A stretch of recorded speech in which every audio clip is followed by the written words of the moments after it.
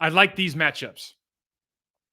I like the Packers wide receivers versus man coverage. You're not going to win every time you see it. They do a nice job, but they get beaten man. When you run man a lot, especially with young players, you get beat. They've got a young guy and an old guy. Like someone's losing there during the course of the game. Win your matchups. Minkah Fitzpatrick, all pro, had him in my was with him in Miami. Amazing player. He's out. That's a big deal because he was kind of cleaning up a lot of the mess with this secondary.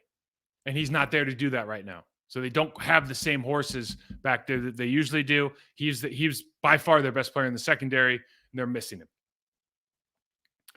The Steelers gap scheme versus the Packers front. They like to pull guards. They like to do the double trap. Their ability to run the football is going to be paramount because Pickett's not very good for the first 3 quarters. He just hasn't been. Najee Harris is a good back.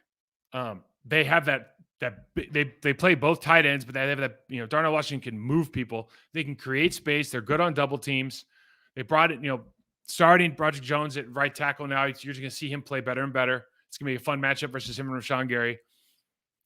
Can you attack the line of scrimmage with Isaiah McDuffie and company like you did last week? Because you don't respect this quarterback's ability to make plays yet. Like, make him prove it and attack that line of scrimmage and turn this into a one-dimensional game. Because for me, the last thing, the ultimate thing is, and they don't play each other, but this is really a Jordan Love versus Kenny Pickett game. And I know they're playing their defenses. But what I'm saying about that is, my guess is whoever has the better stats at the end of this game wins the game.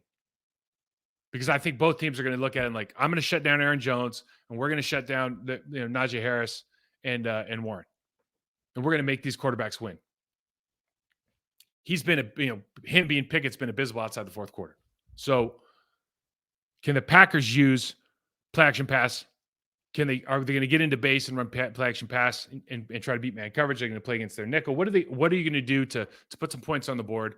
Give Jordan Love and this receiving core an opportunity to cash in.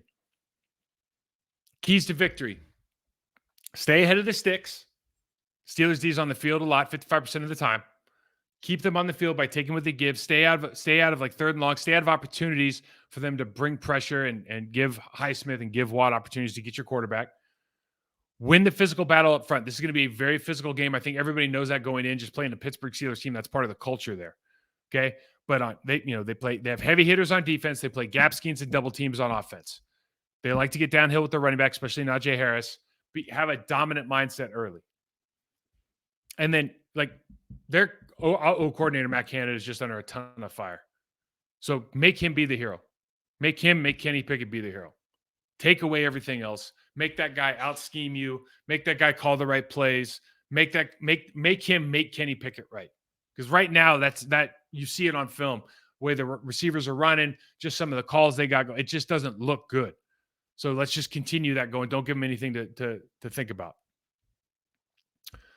Last thing I want to talk about here, preparation is an organization thing. And I wasn't going to bring this up, but I just saw this. It's nuts to me. So Runyon gets those 2 calls. And they ask, the offsides calls. And they go, somebody asked him about it.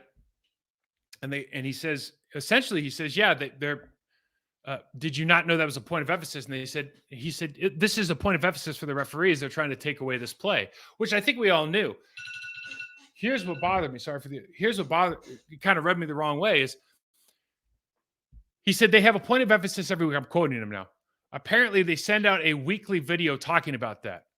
Apparently that was in the weekly video, but I had no idea. I didn't even know they sent out a weekly video on points of emphasis. That was on it last week, and you can tell they were definitely looking for it because they called it twice on us. Okay. The fact that John Runyon Jr. doesn't know that there's a video that the refs point out is a big deal. That's an indictment on the coaching staff. Are you kidding me? I have not been with a team, 3 coaching staffs in Miami. I have not been with a team who does not show that video to the team during the week. Like, that is mind-boggling. That the refs, who the reffing crew is, what they call, and all the points of emphasis for the week. What do you think Bill Belichick built his dynasty on aside from Tom Brady? Having the most prepared team. And you're telling me One of your starters for multiple years doesn't even know that there's a video. Like, that is absolutely nutso to me. Absolutely nutso. This game is going to be a tough game. This is one of those where you think the Packers can come in here and steal away a victory, no pun intended. But this is going to be a super physical game. This feels like November doldrums. You're in Pittsburgh. They're 3.5-point favorites for a reason. I'm really looking for Jordan Love to have a game against man coverage.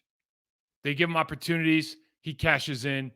If that happens, the Packers win. I think if it doesn't happen, I think it's going to be a really long day. I don't have scores. I'm not smart enough. Who's going to win? Who's going to lose? Wouldn't expect a ton of points in this game.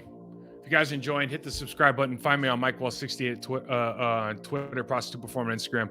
Thanks for watching, guys. Talk to you soon.